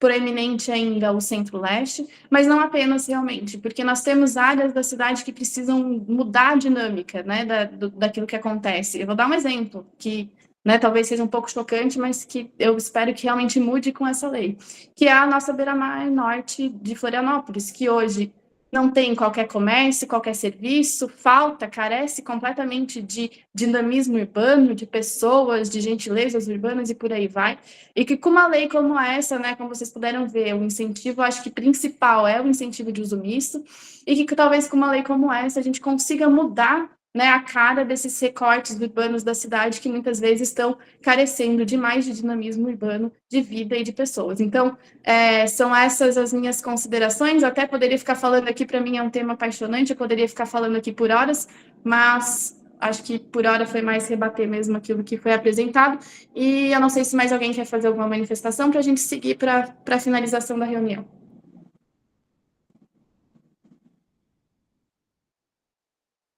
Pode falar, Kelly. Não, é exatamente na parte dos encaminhamentos, Ivânia, que eu gostaria de fazer uma reflexão para o encaminhamento em relação a essa questão. Claro. Então, acho que a discussão em relação ao retrofit encerrou. Só finalizando, Kelly, você pediu as justificativas elas estão no site da Câmara Municipal de Vereadores. Eu posso buscar o número do PL que originou a lei para você também fazer essa verificação. Ronaldo, quanto ao acompanhamento da lei, com certeza a gente está pensando nisso, tá? O Alexandre apresentou a Replan aí no início da nossa reunião. Esse vai ser o nosso repositório, tanto de legislação, quanto de regulamentações e também de indicadores. Então, né, sempre, a cada reunião eu estou convidando os conselheiros a entrarem na Replan, a realmente fuçarem o que tem lá, a abrir cada uma das abas, porque está bem interessante o que está ali no portal, tá? Finalizando, Kelly, como encaminhamento em relação à lei, a presidência aqui, a intenção era realmente apenas a apresentação da legislação, e a gente fica como tarefa aqui encaminhar para vocês o número do PL que originou a lei. Ivana, o Getúlio já botou o PL número está do PL na disponível lei. já no conteúdo da lei, não foi essa a minha indagação, eu gostaria de esclarecimento. Desculpa, Ivana, o Getúlio já botou o PL ali no chat, tá? Tá bom. Não, Kelly, era só projeto de lei, porque lá estão as justificativas, né, que eu acho que você questionou. Não, mas não foi referente à justificativa da lei, isso ela já está ali publicada. Eu quero saber qual é o parâmetro hoje do município para fazer a avaliação de cumprimento da lei. Em relação a isso, qual é o quantitativo de imóveis a serem atingidos, de que forma isso vai acontecer, como que vai ser operacionalizada a lei por parte do município. Kelly, a gente ainda não regulamentou a legislação. É claro que uma lei como essa, ela é de manifestação do proprietário da edificação, quando ela foi particular, e do ponto de vista do município, é principalmente buscar os imóveis de propriedade já pública para a gente fazer, sim, retrofit para habitação de interesse social na cidade. Isso tudo vai estar dentro do nosso repositório oficial da rede de planejamento. Tá, mas isso não vai ser ponto de pauta para uma próxima reunião do Conselho? Essa apresentação era esse encaminhamento, que a gente tivesse esses dados do município enquanto a aplicação da lei, para, obviamente, se saber qual é o limite da fiscalização, do controle, do que está sendo previsto em relação à operacionalização por parte do município. Me parece que a gente está tratando de uma coisa que já foi aprovada, a lei já existe, ok? De que forma vai acontecer agora a efetividade do cumprimento dela. A gente precisa fazer esse caminho. E eu acho que é óbvio que esse conselho tem esse papel de saber, primeiro, qual é esse cenário, de que forma o município vai fazer o incentivo, de que forma isso vai acontecer. Me parece que é o óbvio em relação ao nosso trabalho enquanto conselheiro. Kelly, tu pode colocar como sugestão de pauta para uma próxima reunião, então, estabelecendo exatamente quais são os itens de controle que você entende serem necessários para o Conselho fazer a discussão. É exatamente essa sugestão de pauta, que a gente marcasse uma reunião, acho que a próxima reunião, como pauta específica, a operacionalização e a regulamentação da lei do retrofit. Mas quer a operacionalização e regulamentação, é isso? Óbvio, com todos os indicadores que a lei precisa para que a gente possa saber e fazer em que pé o município vai partir daqui para seguir. O que vai acontecer? Nós vamos elaborar alguma coisa nesse sentido, Kelly. Obrigada pela contribuição. Jorge Getúlio? Então, coloquei ali como a sugestão de pauta, né, como é que está a situação da implementação do plano diretor, né? O que falta ainda regulamentar, né? A exemplo do que foi feito o retrofit, né? E também aqueles indicadores que tem que ser colocados, né, para ver se está avançando ou não o plano diretor. Por favor. Para a gente poder executar atender a nossa finalidade, a finalidade do Conselho da Cidade, né? Claro. Obviamente que a presidência pode fazer essa apresentação, mas eu saliento mais uma vez, tudo relativo ao plano diretor hoje está dentro da rede de planejamento.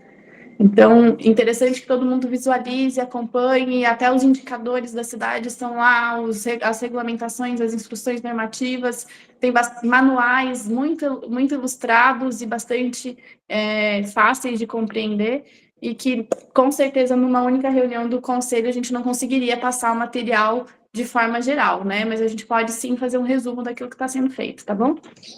Mas pode pontuar com um ponto de pauta para a próxima plenária ou outras, e que a gente já tenha avaliado o que diz esse site, porque é algo novo que foi apresentado na posse do Conselho, né, me parece, no começo do mês de junho, e até então ninguém tinha conhecimento dele de maneira ampla. Então, a gente avalia o site e, como disse o Getúlio, a gente precisa avaliar o que o plano diretor hoje já está trabalhando, o que ele já tem de efetividade, e com certeza, obviamente, porque a lei do retrofit está dentro dele na justificativa que foi apresentada por ti agora há pouco. Então, me parece que é algo que precisa caminhar, né, paralelo para que a gente possa fazer o trabalho do Conselho, que é fazer a fiscalização. Sem ter esse tipo de dado, e agora, reforço, foi apresentado por esse site, a gente não vai conseguir fazer o trabalho de fiscalização e controle que esse Conselho tem como prioridade.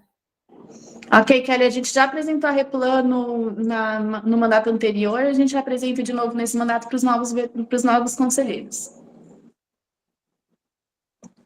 Mais alguma manifestação? Então, dou por encerrada a reunião atual e a gente se vê a gente com certeza vai ter uma complementação dessa, a gente vai ter uma extraordinária, tá? Na semana que vem ou na próxima. É só lembrar da ata. Oi? Lembrar da ata aqui da reunião anterior. A gente vai disponibilizar, Jorge Getúlio, assim que eu conseguir resolver minhas logísticas, tá? Ok, obrigado. Obrigada também. Boa tarde a todos, então. Boa tarde a todos. Boa tarde. Boa tarde. Boa tarde, pessoal. Boa tarde a todos. Boa tarde. Boa tarde.